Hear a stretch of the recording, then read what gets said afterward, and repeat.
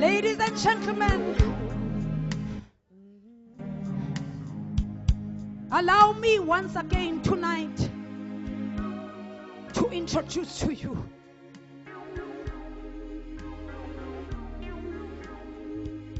the man of God whom God has raised these days, the evangelist, the pastor, the teacher, the conference speaker, as well as the international speaker. Ladies and gentlemen, allow me to introduce to you the young lion.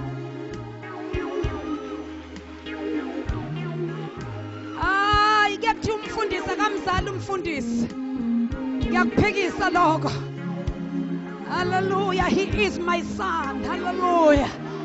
Hallelujah, he is my son. Mighty Jesus. Ladies and gentlemen, allow me to introduce to you Pastor Sandile Sitole.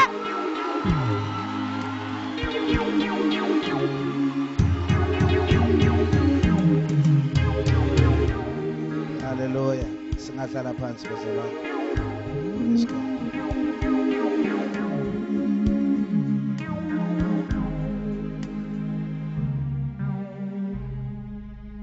Siyabingelela egameni lika Jesu waseNazaretha. Amen. Greetings to the Lady Bishop, my mom. Simshayela izandla kakhulu bazalwane.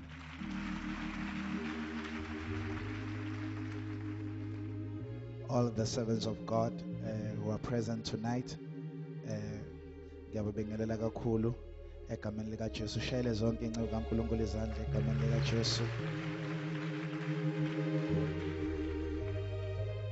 Obaba bonke abakhona, omama, obhuti, osisi, nabantwana abancane kwelihle igama lika Jesu waseNazaretha. Amen. Sishayele izandla.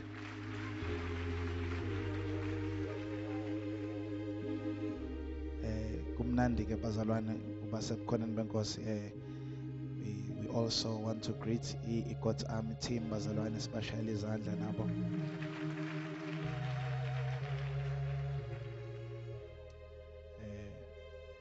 Ngiyajabula ukubona nomnganami lapha noBishop Abraham Masinga esimshayela izandla bazalwane.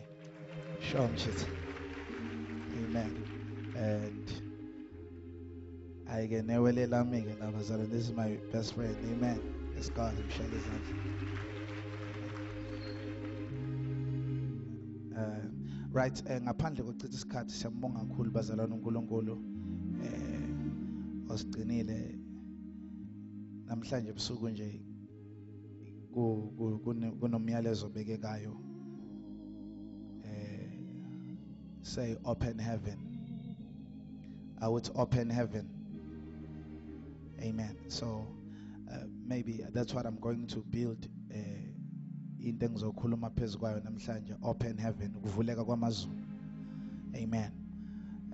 Awakwazi ukuvuleka amazulu uqhubeka ufane nakuqala, uqhubeka uhlupheka, uqhubeka ugula, uqhubeka uba stress. Once kwavuleka amazulu kuhamba istress kungena ipeace. Once kwavuleka amazulu kuhamba idemon ingena umoya engcwele. Right, let me build my story and then we will just turn with me to the book of Judges, chapter number abagwebi ngesixhosa, abahluleli ngesiZulu, angazi ke ngeAfrikaans kodwa ngiyazi ngesiNigerian. Amen. Praise God. Right, we're going to read in the book of Judges. Are you there? What is it now? Right, Judges chapter number 13. We are just going to read a few verses over there. And also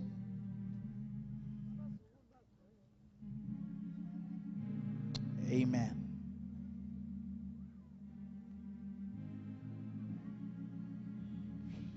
If you are there, you will say amen. Mungakafika ukuthi oh me. Right. Right. The book of Judges, chapter number 13, we are reading verse number 1. I guess we will see Manyama verse. Then we will also read verse number 8, verse number 9, and also see Putu Megasio Funda verse 18 and 19 and 20. But let me read.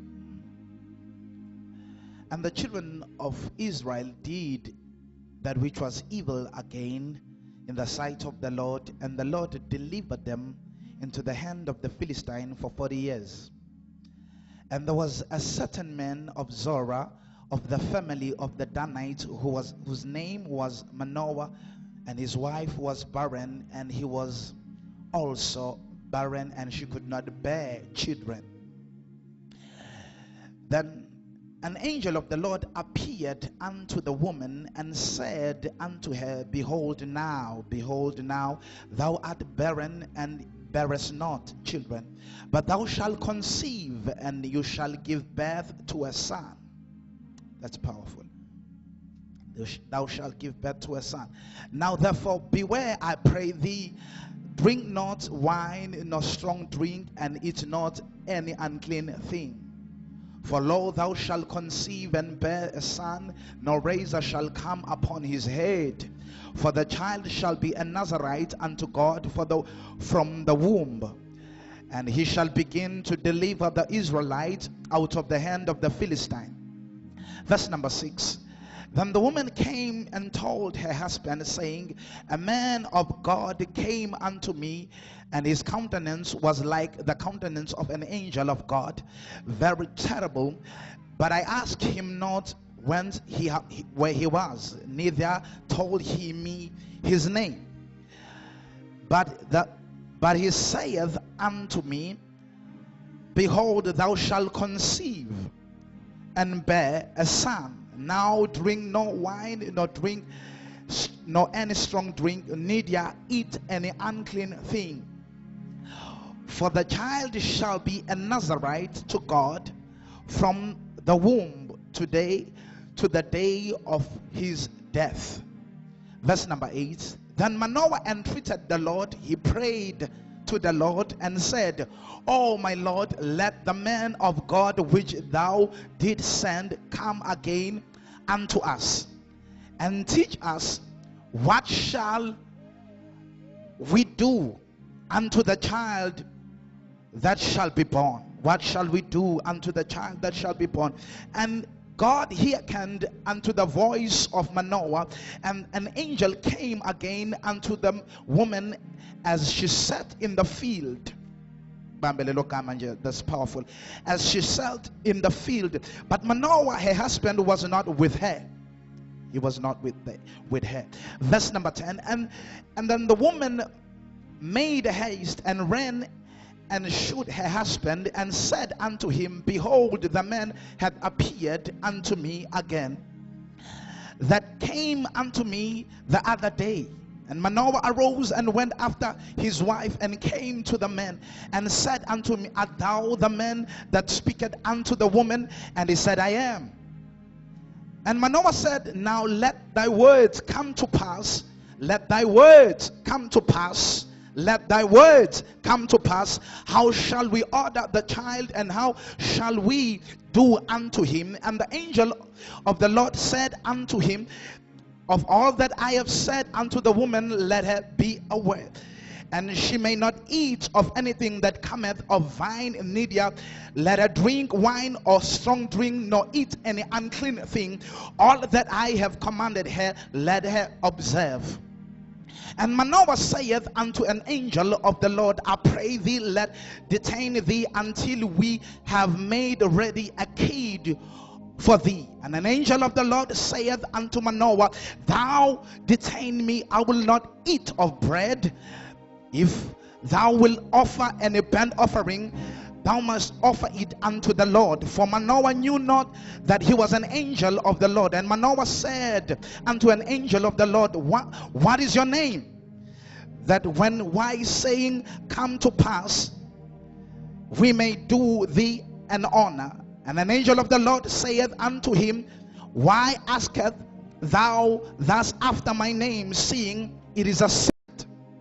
So Manoah took a kid with a meat offering and offered it up on a rock unto the Lord, and an angel did wondrously, and Manoah and his wife looked on. And it came to pass, when the flame went up unto the heaven from an altar, that an angel of the Lord ascended in the flame of the altar, and Manoah and his wife looked on it and fell on their face to the ground. Father, in the name of Jesus, we pray, anoint my lips, Father, speak your word, speak expressly, heal, deliver, exhort, comfort to your word, through your word, in Jesus' name. Everybody say amen. Sifunda ke bazalwane indaba enamandla ngendlela emangalisayo. We know that siyasazi sonke story sokuzalwa kuka Samson, but namhlanje I don't want to speak much about Samson. I want to speak about the open heaven. I know maybe there is no verse where we have read elikhuluma about an open heaven. As we are reading the chapter Yama Judges, and we all understand ukuthi Ama Judges, this is a generation, this is a dispensation after the death of Joshua and the generation that outlived Joshua. And Joshua was a successor of Moses. Moses was a man that God called and mandated to take the children of Israel out of Egypt. Bemnikeze uqobo namandla, and Mose kade operator ngenduku zonke izinto eziningi uzenze ngale yanduku Mose ayenayo. And it's so amazing ukuthi le nduku evululwane lolibomvu akayitholanga kuJehova bazalwane. Mangicheck iscripture sami, wayelusa izimvu zika Jethro, wafika nayo induku ngoba abelusi lapha eMiddle East bebefika nezinduku zabo ezinamagama abo. So uMose ufike nale nduku kuJehova. uJehova wayishintsha induku ejwayelekile, yaqala manje induku ejwayelekile yabe enye into uMose angayazi. So uMose usebenze ngale nduku afike nayo, akayitholanga kuJehova, ufike nayo la kuThixo. uNkulunkulu wayeseyishintsha le nduku yakhe uMose, yenza izinto uMose angakaze naye ayibone ngaphambilini. And baphuma ke abantwana baka Israel eGibhithe mabe wilderness, as beku wilderness, then God started to speak izinto through Moses. Kunezinto uNkulunkulu angayikhulumanga kuMose nabantwana baka Israel besase Gibhithe.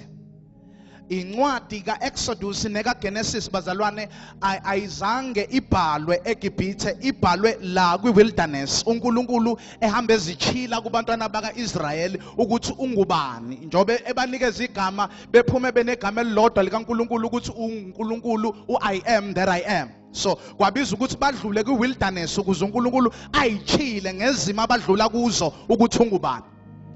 So bahamba la indleleni baloke bethola ama testimony ukuthi uNkulunkulu he is Jehovah Rapha, Jehovah Rofega, the Lord is our healer, ngoba balunywe yinyoka wabaphilisa. Waphakamisa inyoka yebhedu, balunywa yinyoka uNkulunkulu angalethi wangasho ukuthi akukhanda isithombe sengelosi, wathi akukhanda sona isithombe senyoka, kodwa le eqhamuka ngasenhla ngoba lezi iqhamuka ngenzansi. Because ama solutions ethu bazalana wasaqhamuki ngenzansi, aqhamuka ngasenhla. Awukwazi ukunqoba izinto ezinatural ngo-natural, but uma bathakathi beza ngo-natural thina siza ngo-supernatural. Uyabona thina asiwona lo mzimba ehleli kuwona. We are the spirit, we live in the natural body, and the spirit is not natural, a spirit is supernatural. So the spirit man does not live by the bread, but the spirit man lives by the word. It is only the natural that needs the clothes. It is only the natural that needs the bread. But the real me does not need the bread. The real me needs to worship. The real me, no, the shake. Now, Mose wahamba. Uyabona into engithanda ngoNkulunkulu bazalwane, uNkulunkulu akamzali umuntu ingekho ipurpose. futhi uNkulunkulu la kwi-kingdom kaNkulunkulu awulali ngamanye amazwi abantu basemhlabeni awufi, angisebenzise lelo gama, awufi la kwi-kingdom ungakayiqedi i-assignment. And la emhlabeni uma uqhamuka kwi-kingdom awulethwa, la emhlabeni ungenayo i-purpose.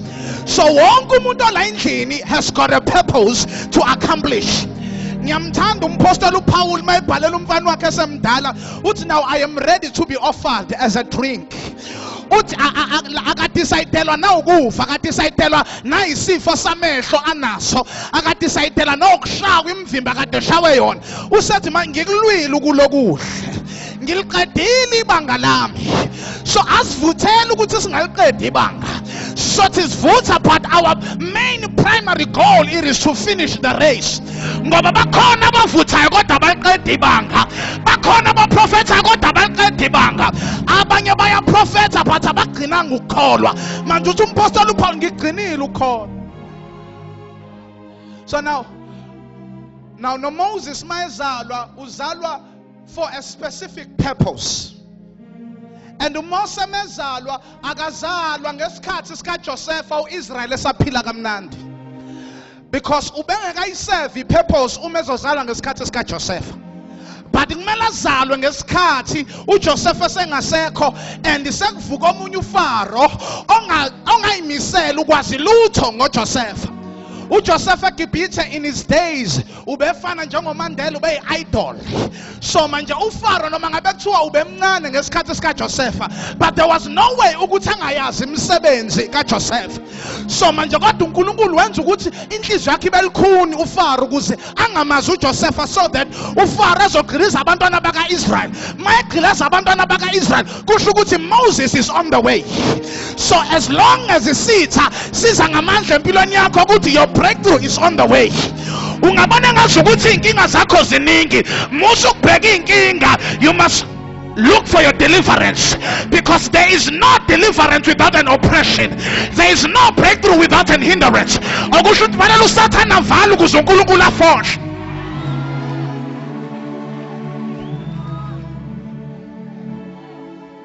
So now uMose ke uzalwa lapho, and uzalwa kukhishwa i-decree, kukhuluma umuntu wathi anobulala ingane from age 0 to 2 years. Kodwa uMose waphunyuka khona lapho. Sebekhulumile abantu, kudala abantu bekhuluma bathi hayi indaba yakhe iphelile. Kudala abantu bekhuluma bathi ozufu yintsha, but now you are still here. And babona usaqhubeka ngoba mekusakhuluma abantu ngeke zikuvimba izinto ezishiwo abantu. Kodwa izinto engakuvimba ezishiwo uNkulunkulu. Noma uSathane angakhuluma ngeke akuvimbe ekutheni ube yilento uNkulunkulu athi uzoba yiyo. Ngeke bakuvimba abantu ekutheni ube yilento athi uNkulunkulu uzoba yiyo. So now wazalwa ke uMose, then wakhula uMose, but I'm not there. Mayekhula uMose kwafika isikhathi la kwi-wilderness, sebephumile nyasazi story. Mabephuma la kwi-wilderness kwafika isikhathi uNkulunkulu wathi shaya idwala, waphuma amanzi. Wasebenzisa izinto uMose afike nazo. uNkulunkulu wenza imiracle. Induku ayifikanga noJehova, bazalwane lifunde kahle iBhayibheli na. Elamlithi uMose wafika nenduku. Ngoba uNkulunkulu wambuza ukuthi yini lo ayiphethe. Okusho ukuthi uMose ufike ephethe la. Uyabona la kaJesu kufika isikhathi la ufika khona uphethe. Bese uJesu bese now I have to take over. I must be a Lord. So izinto afike nazo uyayishiya.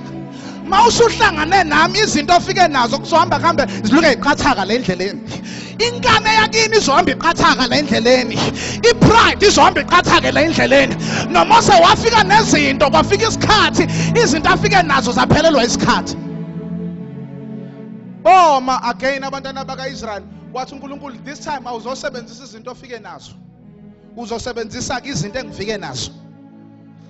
Uzosebenzisa into eyadala le nduku yakho, uzosebenzisa amazwi manje. Idwala lona ayikho ithep namapayipi ompopi, kodwa uzokhuluma. Awusezoshaya ngoba noSathane uselindele ukuthi uzoshaya. Manje sengifuna uconfuse uSathane, awusezoshaya manje ngenduku uzokhuluma. Sengifuna manje umconfuse uSathane. Isikweletu sona kodwa manje awuzothatha ke imali yokweshumi bese ukhokha isikweletu ngoba uzokwanti ukuzokwenza ukuthi sande kakhulu. Usuzoveda ukhulume bese uyanikela kuvaleka izikweletu.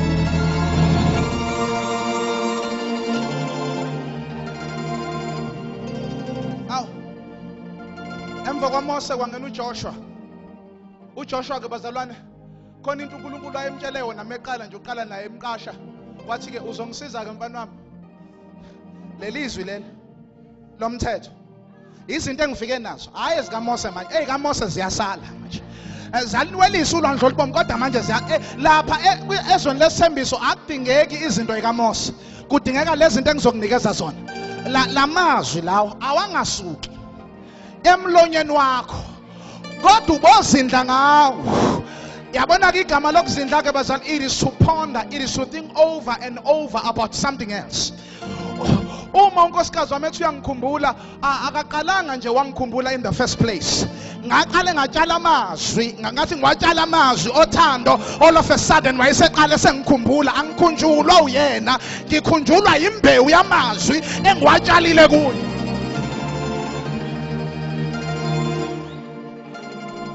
No, we going somewhere. Now, so now, what ungalinge lezi ezami ungayisusi. Umlomo wakho kodwa amazwi wami. Umlomo natural kodwa amazwi are spiritual. Uthi uJesu, the words which I speak, they are spirits and they are life. Amazwi amila kuze kube phakade. Ithi incwadi kaMark 13:31 kuyodlula amazulu nomhlaba kepha izwi lakhe limile kuze kube phakade. And bese ithi incwadi kaJohn chapter number 1 verse number 1, in the beginning was the word and the word was with God and the word was God. Manje alisho ukuthi in the beginning was the devil, alisho ukuthi in the beginning was HIV/AIDS, alisho ukuthi in the beginning was ikweletu, alisho ukuthi in the beginning was depression, but in the beginning was the word and the word was with God and the word was God. Ngiyasibona sona isimo sakho siyakhathaza sikufaka istress kodwa sesilate ngoba in the beginning was the word. Ngiyabezwa odokotela bathi une-age kodwa sebelate because in the beginning was the word. Awutshela umakhelwane, the devil is too late. The devil is too late. Nalaba bakuthakathayo they are too late. Nalaba bakriticizayo they are too late. Nalaba bakuhlebayo they are too late. In the beginning was the word and the word was with God and the word was with God. We are the people of the word. We are the people of the word. Yabogonu yakula but you've got the word. Yabogonu you're unemployed but you've got the word. Yabogonu you're oppressed but you've got the word. I've got a word. I've got a word. I've got a word. I've got a word. I am Shubabandwana but I've got the word. We are Chitumyena but I've got the word. I've got the word. Jesus. Hallelujah. Thank you, Jesus. Hayi siphila ngezwi. Siphila ngezwi. Siphila ngezwi. Lithi iBhayibheli simnqobile omubi ngezwi lokufakazi. It's in what Zenzo chapter number 19, verse number 20. The word of God prevailed. Lelizwi leli liyanqoba. Lelizwi leli liyafohla. It's in what Hebrew chapter number 4. The word of God is alive and powerful. Uyabona la emlonyeni wakho khona amandla. Ongiyeza ukuthi lelizwe lingaphakathi kimi liyangishisa manje. Now sibambe lokho. So now uNkulunkulu usebiza uJoshua. And then uJoshua uhamba ngezwi manje. Noma ukhona umphongolo kodwa khona enye into engabonakali kodwa yenza izinto ezibonakalayo ibonakala. Ngoba okubonakalayo kuvela konga. Okubonakalayo kuvela konga. Lokho okungabonakaliyo is eternal. Lokho okubonakalayo is temporal. isinkwa saka BB siyabonakala kodwa siyakhunda after 3 days. Kodwa isinkwa, which is the word, is the same yesterday, today and forever. Uyabona amaphilisi owathola lapha dispatcher chemistry, uma ungawayeka ashawo moya for 3 months azobe se-dead emzimbeni wakho ngoba izinto ey'bonakala uziya expire. Kodwa ngiyamthanda obhala incwadi yeZakha uthi the word of God is medicine into our bone.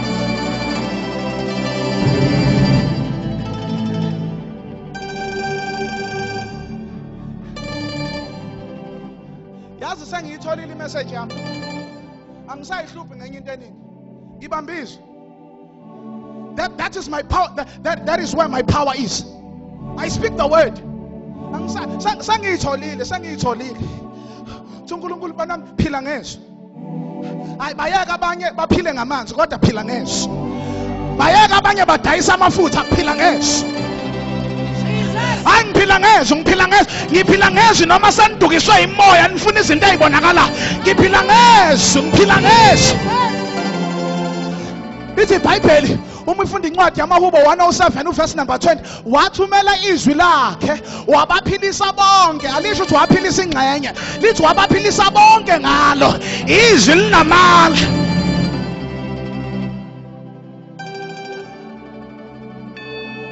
Now, so uJoshua wahamba ke noNkulunkulu, and mehamba noNkulunkulu uJoshua bazalwane ubayisa ezweni lesithembiso, a land where you eat bread with no scarcity. You say bazalwane, I like a gospel of salvation, but the problem with us, we are saved, we are poor. Saved, still broke. Saved, easily depressed. Saved, you are a baby in the Lord. Yes, but you are a baby. You need to grow up. Because salvation is calling you out of sin, just like they were called out of Egypt. But Egypt,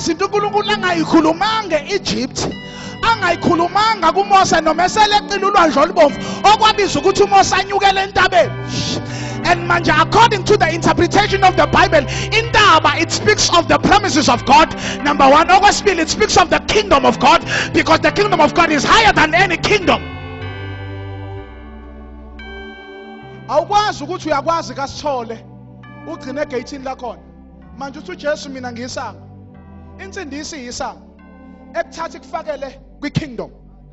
Manje la kwi-kingdom khona ifa. Manje abantu abagcina kwi-gospel of salvation basindisiwe bona kodwa basihamba nobaba wengane. Basindisiwe bona kodwa bahamba neqalekiso zomndeni.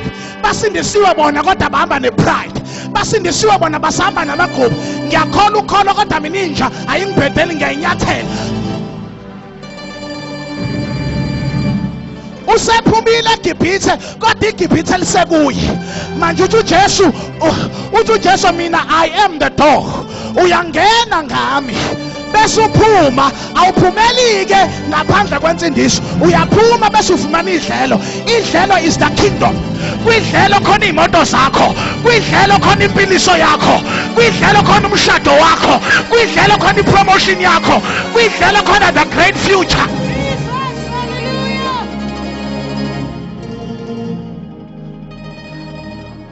Into engiyithanda nge-Old Testament isithunzi seNew, uNkulunkulu akabakhiphanga eGibhithe, wayesebagcina la ku-wilderness. Ubakhiphile wayesebafaka kwi-promised land. Asithenjiswanga kuphela isiphambano, khona izinto ezinkulu kabe sithenjiswe zona. Manje sizoyi-enjoya sila emhlabeni. Now uthi open heaven. Say open heaven. Nama ngishumayela ngendlela yami, ngingazenza omunye umuntu ngoba ngipowerful mangishumayela imessage yami. Say open heaven. Say open heaven.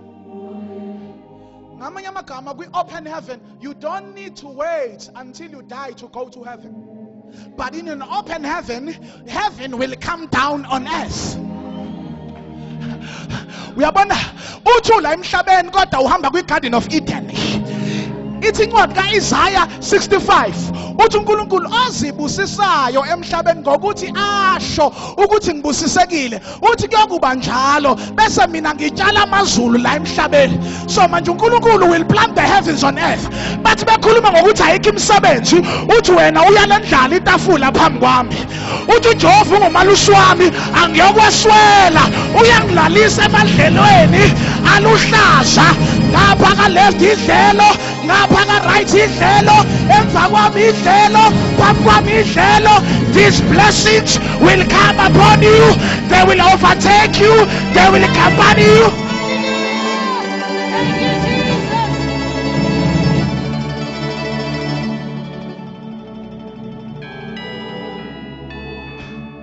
We open heaven. Khona izinto engasadingi ukuthi ngimemeze kuzona. Yazi khona enye into bazalwane esiyona. Angisho ukuthi we must underestimate the devil. But we open heaven, you are more kingdom conscious than being the devil conscious. Abazalwane ubezwa bethi mfundisi ngicela umthandazo. Ngizwe ngicindezeleke ebusuku. Ngizwe kushwaqa inwele. Ngezwe ngabona kudlulisa ngabona idemon leli. Usindisiwe kodwa usasaba ukushwaqa kweinwele nocindezeleka.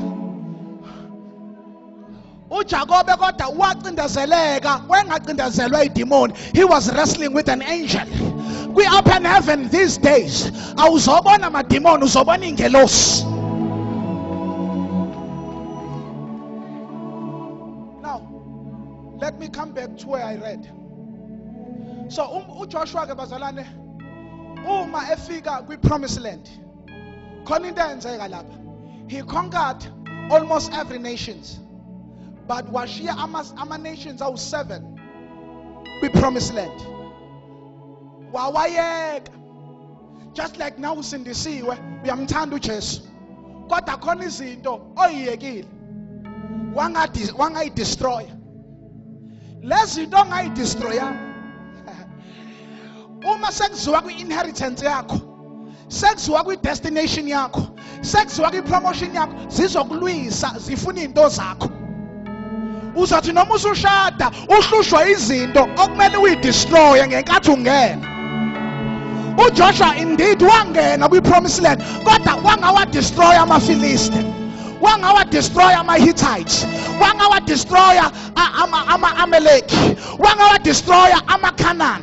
So lezizwe ayiyekile zazi-powerless at first, but in the future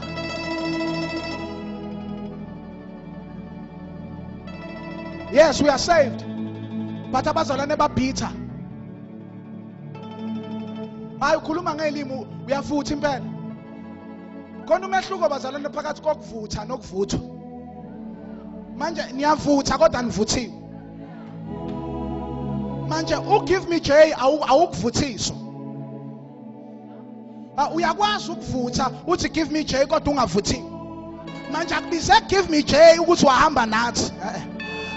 Kubiza ukuthi mawudlule intweni kodwa ume noma sezikushaya izinto uma umoya babusa ukuvukela ungayishiyi indawo. Ngelinye ilanga ngiphekela unkosikazi wami ngithi ngiyamchama.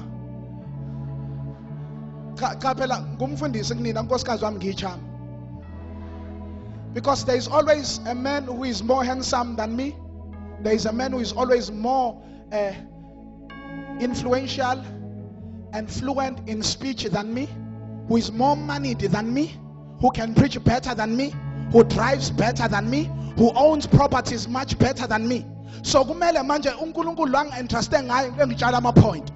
Ngoba uma ngingayenzi into uNkulunkulu athi angiyenze khona ozoyenza kangcono kunami. There is always a woman who is better than you,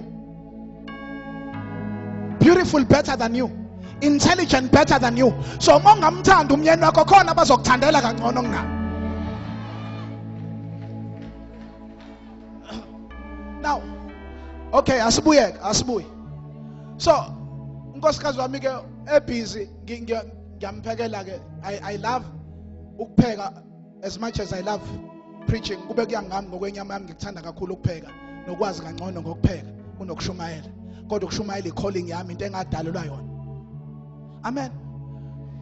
So nkosikazi wami mayifika ke hayi yanqanqa yonke into ngimarinate inkukhu kamnandi yabo. It's crispy and look tasty and delicious. Ngayifaka kwi-oven yabo. Ngayibeka nje laphana ku-108 ngathi kuyishiya kancane yabo.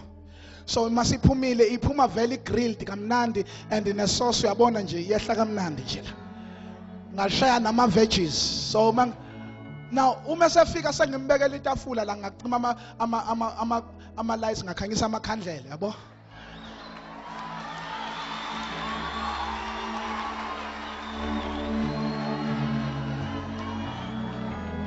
So now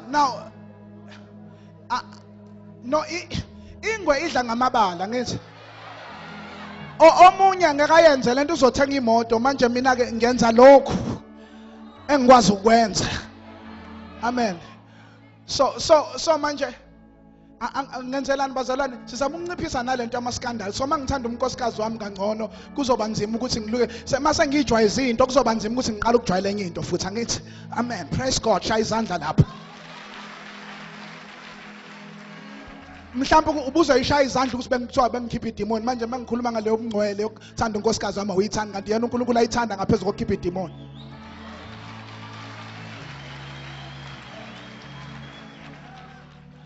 So now unkosikazi wami useyaqala kuseyadla.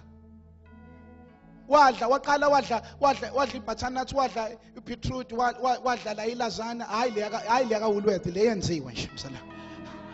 Useyaqala kuseyadla, uthe mayisengena enyameni, waqala wayisika kamnandi umind ifika yakhe wasikhipha isikhumba waqala wadla. But I noticed something. Eyaqeda iappetite yakhe. Iplate was appetizing. Well presented. But the moment she goes deep, inkinga ayiqalanga esadla okunye. The moment esayenyameni edlulise emlilweni. The moment she went deep, that's when the problem started.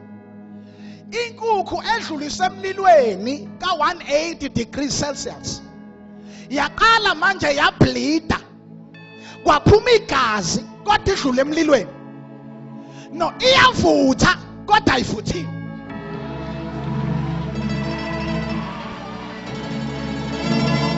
Hayi mntaka baba, ngiyakwazi wena uPentecostal uyawubiza umlilo uthi khura kashanda. Manje inkinga yami uyawazi umlilo uyavutha kodwa awuvuthwanga. No, you can preach better. You can preach better than Noel Jones. But inkinga yami ukuthi wena uyile emlilweni kodwa washeshe waphuma. Mangabe sekufika izinto ezinyakazisayo uyableeda, uyashumayela kodwa uyableeda, uyaprofeta kodwa uyableeda. You've got a beautiful figure. No, nabantu abangazi bathi uyaganga usibanda enonkosikazi omuhle kangaka. Inkinga manje uyasondela umnyeni wakho uyamblidisa ngoba uyavutha kodwa uvuthwanga.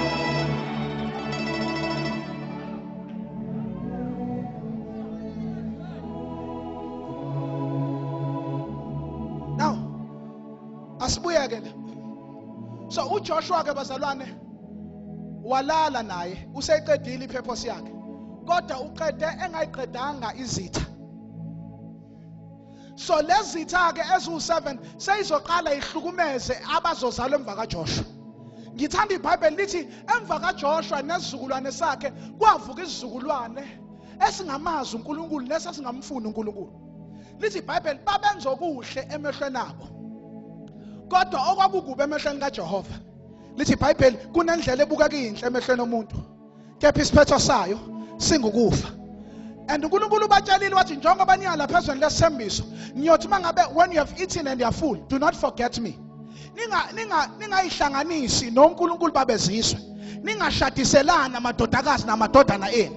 Ningakhonza abanye uNkulunkulu because I'm a jealous God. Kodwa bathe sebekuthole konke babusiseka baqala manje bakhonza abanye uNkulunkulu. Then the problem started. Every time uJoshua mengabefa yena he never raised a leader. So emva kwakhe there was no leader in Israel. So there was no authority in Israel. So ka Israel abantu babezenzela umathanda. Just like later when kwenza umathanda manje. We are saved but senza umathanda. Amen mangcwele. Wonke umuntu uqhamuka nevangeli lakhe. Khona elinye iculo ngilithanda lithi lithi leli culo abanye baqalile kule ndlela, abanye bahluleka, abanye baqala indlela entsha. Okusho ukuthi laba baqala indlela entsha sebeyabona ukuthi le ndlela ekudala yaqalwa undlela yakhe iyabahlula manje, sebenabo abaqale yabo ngoba kunabo ababalandelayo.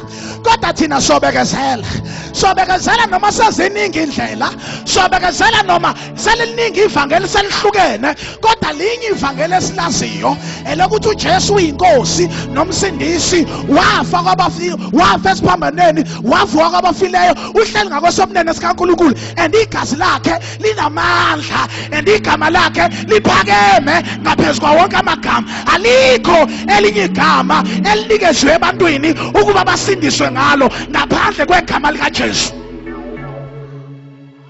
Uyabona amadimoni awalisabi igama likaSandile, kodwa linye igama lisabayo. The name of Jesus, the name of Jesus, the name of Jesus. I-HIV AIDS igama, i-cancer igama, but every knee shall bow. The cancer will bow. Nabanye sebeyikhukumeza amagama abo, they will bow. Now, uJoshua mayefa kwavuka lesizukulwane. uNkulunkulu ke uNkulunkulu of wisdom. Bekuthi njalo uNkulunkulu efuna ukubabuyisela kwiposition yakhe, he will raise a judge that will not condemn them, but a judge that will point a way back to God. Lo muntu amvusayo will deliver them from the oppression yezizwe uJoshua ahluleke ukuyibulala. And uNkulunkulu bekuthi mangabe sebesukile kuyabantwana bakaIsrael, enze lezizwe ziba meva kwi-flesh yabantwana bakaIsrael, so that they will cry back to him. Nala sifunda khona ke bangcwele, lithi iBhayibheli baphinde benza okubi kuJehova. Lithi iBhayibheli ngalesikhathi benza okubi kwakukhona indoda ogama layo linguManowa. Le ndoda yayinomfazi, a wife, who was barren, and she could not give birth to children. Bengizol understand iBhayibheli melithi nje she was only barren. But liyengiphatha kabi maseliphinde selifaka usawoti esilondweni ukuthi uyinyumba futhi akabathola abantwana. Akekho umuntu ongazi ukuthi inyumba ayizali. But manje malithi iBhayibheli uyinyumba futhi akabathola abantwana. And liyashiwo igama lomyeni, kodwa igama likankosikazi alishiwo, kushiwo isimo akuso. Angazange asicele uNkulunkulu, angazange ayosifundela esikoleni, angazange as-invite, esivedane samkhetha. Uyabona nje ukureject obaba wakho ebuncaneni bakho awuzange uku-aplayele, kwavedane kwakukhetha. Uyabona nje ukuthi abantu bakini bangakufuni, awuzange uku-aplayele, awuzange ukufastele, kwavedane kwakukhetha. In fact kuvedane kwenzeka wabasendaweni la i-rejection ikhona. So naye wabe inyumba. Njengoba inyumba, remember ukuthi abantwana bakaIsrael they were sinful. Uthi uIsaiah indlebe yama inzima ukuba izwe, nesandla sama sifinyeziwe ukuba sisindise. So la khona isono, khona i-curse. So i-curse isho ukuthi amazulu avalekile, and ayikho into ezotshalwa imile, ayikho into ezoba fruitful. Lo mama njengoba kaIsrael kubhekeka yena kulesikhathi samajaji eyinyumba, kahle lo mama akasiyinyumba. Kodwa lo mama eBhayibhelini njalo uma ubona umuntu wesifazane usymbolize the state of the church. So Israel at this time was barren and they could not bear fruit. Lo mama njengoba inyumba akusiye kahle inyumba, ngoba uverse number 1 uthi uIsrael waphinde wona kuJehova. Njengoba onile ithi incwadi kaDeuteronomy, uma nona ningayilalela imiyalo yami, I will shut the heavens and there will be a curse. I will even curse the fruit of your womb. So lo mama hayi ngoba inyumba, ukuthi lento is in the entire nation. So but nakho engikuthanda kakhulu ukuthi uNkulunkulu lo mama noma iBhayibheli selishilo ukuthi uyinyumba kazana. Ukuba inyumba kusho ukuba unfruitful, kusho ukuba unproductive, okusho lo mama uyahlangana nobaba ngokwasekamereni, but yonke into efika kuyena iya rejecta, iyafa. Now uyayo emsebenzini kodwa imali awazi iphelelaphi. Ingane yakho uyisa to the best school kodwa ayibuyi nalama result owa expecting. So academically umntwana wakho is barren. Uyaya enkonzweni but kukhulunywa injumayelo powerful, but ayikho into enzakala empilweni yakho, you are barren. So manje you unfruitful. So into engiyithandayo ke bazalwane ukuthi uNkulunkulu akabukanga ukuthi lo mama uyinyumba. Wabashiya bonke laba abanezibelethe ezivulekile. Wayokhetha lesesivalekile. Ngoba uNkulunkulu esezokwenza ummangaliso akayi kwizinto ezivulekile. Uya kulezi zinto ezivalekile bese kuvule ezivalekile bese ziyavuleka bese bonke bayasho ukuthi akekho ongavule ezivalekile ngaphandle kaJehova. Angazi ukuthi yini evalekile empilweni yakho, but when the word from above comes, lezi zinto ezivalekile esezikuhlulile nawe uNkulunkulu ufika ayivule lezi zinto ezivalekile. Kwakuvalekile empilweni ngalo mama kodwa uNkulunkulu wathumela ingelosi. Methumela ingelosi yathi ingelosi, I know you are barren, I know you can't bear children, but now uNkulunkulu uqala izinto ezintsha. You are going to give birth to a son, you will conceive. Ingelosi yangamnikeza into ephathekayo. Ingelosi yamnikeza izwi, yamnikeza izwi, yamtshela even negender yomfana, yamtshela even nepurpose yomfana. Yebo kona physical emehlweni abantu uyinyumba, kodwa after sehlangane nengelosi akasesiyinyumba. Use pregnant, akakabi pregnant physically kodwa spiritually use pregnant. Yebo kona you are unemployed njengoba usela intendeni, kodwa njengoba uthola izwi, ngoba lithi iBhayibheli ukukholwa kuza ngezwi, izwi likaNkulunkulu. Yebo kona isekhona ipain yesifo. Yebo kona you are still sick, but after receiving the word, when your sickness collides with the word, sickness will bow. When unemployment collides with the word, unemployment will bow. Lesimo sakho seyikweletu sikubambile kodwa mehlangana nezwi. Awutshela umakhelwane ukuthi izinto ezivalekile ziyavuleka. Mtshela ukuthi imali zami ezivalekile ziyavulelwa manje. Umsebenzi wami ovalekile uyavuleka manje. Ipromotion yami evalekile iyavuleka manje. Ibhizinisi lami elivalekile liyavuleka manje. Imoto zami ezivalekile ziyavulelwa manje. Uyaya emabhenki ayakudisapprove, uyaya emabhenki ukuyathenga umuzi ayakudisapprove. Bekusavalekile kodwa manje kuvulekile. Kuvulekile, kuvulekile, kuvulekile, kuvulekile. Awuthini umakhala athi kuvulekile? Mthatha kuvulekile. Ungabusabuyela emuva kuvulekile. Ungabuyela emuva uMT100 kuvulekile. Ungabuyela emuva ukhala kuvulekile. Qala manje urejoice kuvulekile. Amehla nyama wabona kodwa kuvulekile. Basakuhleba kodwa kuvulekile. Bayakuhleka kodwa kuvulekile. Ababoni bona kodwa kuvulekile. Awuthi kuvulekile. Awuthi kuvulekile. Khona abavulekelwa imali njengamanje la. Khona abavulekelwa imali njengamanje la. Ifamily yakini kudala ingaphumeleli kodwa athi amazulu kuvulekile. Kuvulekile. Imishado ivulekile. Ama degrees avulekile. Imisebenzi ivulekile. Ukuphila kuvulekile. Awuthi kuvulekile. Amazulu avulekile. Avulekile. Avulekile. You are blessed coming in, you are blessed going out, you are blessed in the city, you are blessed in the country, you are blessed financially, you are blessed spiritually. Kuvulekile. Kuvulekile. Kuvulekile. Into zakho ziza kuwe. Kuvulekile. Imali zakho ziza kuwe. Kuvulekile. Uqobo lusha. Thank you, Jesus. Ake ngikutshela, kuzavuleka in the midst of ama attack. Kuzavuleka abantu bengakufuni. Amazulu avuleka ngale nkathi izitha zanda. Amazulu avuleka ngale nkathi inhlebo ikhula. amazulu avuleke ngenkathi ilingo ikhula. When the enemy comes in like a flood, the Spirit of the Lord will raise up the standard. Awuthi kuvulekile. Bathi bemkhanda ngamatshe uStefan. Wangabona amatshe. Wathi kuvulekile. Musu kubheka amatshe uSathane akushaya ngawo. Bheka phezulu. Musu kubheka amatshe ama-colleagues emsebenzini akushaya ngawo. Bheka phezulu. Uthi uDavide ngiphakamisela amehlo ami ey'ntabeni. Athi usizo lami livelaphi? Athi kuvulekile livela kuJehova.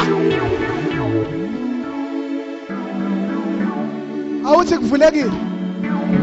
Awuthi kuvulekile. Angisahlali la. Ngiyalapha phambili. Awuthi kuvulekile. I'm going to salute my miracle. I'm going to embrace my miracle. Say kuvulekile. I'm going to my future now. I'm going to my destiny now. I'm going to meet my money now. I'm going to meet my miracle now. I'm going to meet my favor now. Kuvulekile, kuvulekile, kuvulekile, kuvulekile, kuvulekile, kuvulekile, kuvulekile, kuvulekile, kuvulekile ngegama likaJesu.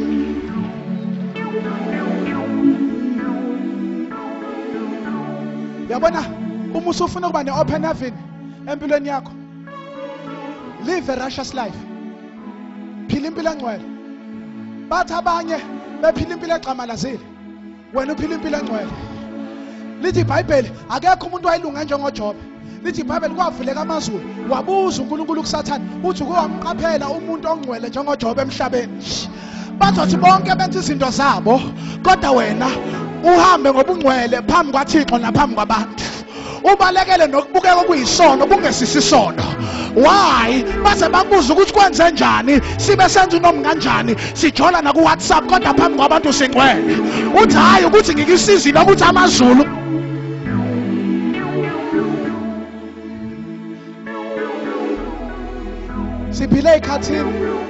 Siphile ekhathini la amazulu engasincenga ukuthi siphile impilo engcwele. Kuyidemand ukuthi siphile impilo engcwele. Uma sifuna ukuhamba nge-fake anointing, asiqhubeke senze noma kanjani. Uma sifuna ukuhamba ne-genuine anointing, kumele siphile impilo engcwele. Hayi impilo engcwele yokuyigqilaza. Impilo engcwele uyiphila ngamandla akho, umoya engcwele ophila impilo engcwele kuwe. Omunye ukhiya wokuphila impilo engcwele. Asiyeke kakhulu, kuhle ukathanda imvuselelo. Kodwa singagcwala emvuselelweni sibe empty emthandazweni.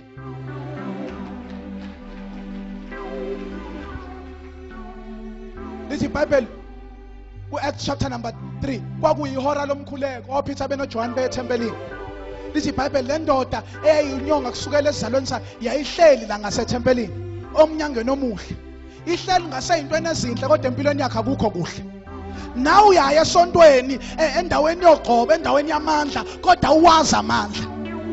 Inkinga yakho uyayi-attend imvuselelo kodwa uyi-attend iprayer. Iprayer ivula amazulu. Omunye ukhiya ovula amazulu. To just behold, I give you the keys. Omunye ukhiya ovula amazulu. It's giving. uAbraham wanikela ngoIsaac. Kwavuleka amazulu kwazwakala iphini. Lathi ngenxa yokuthi you have done this. Wathi uNkulunkulu, because you have done this, in blessing will I bless you. Wathi ngiyazifunga ngami. Yabona lo mnikelo, I'm not downing anybody. I'm not crushing anybody.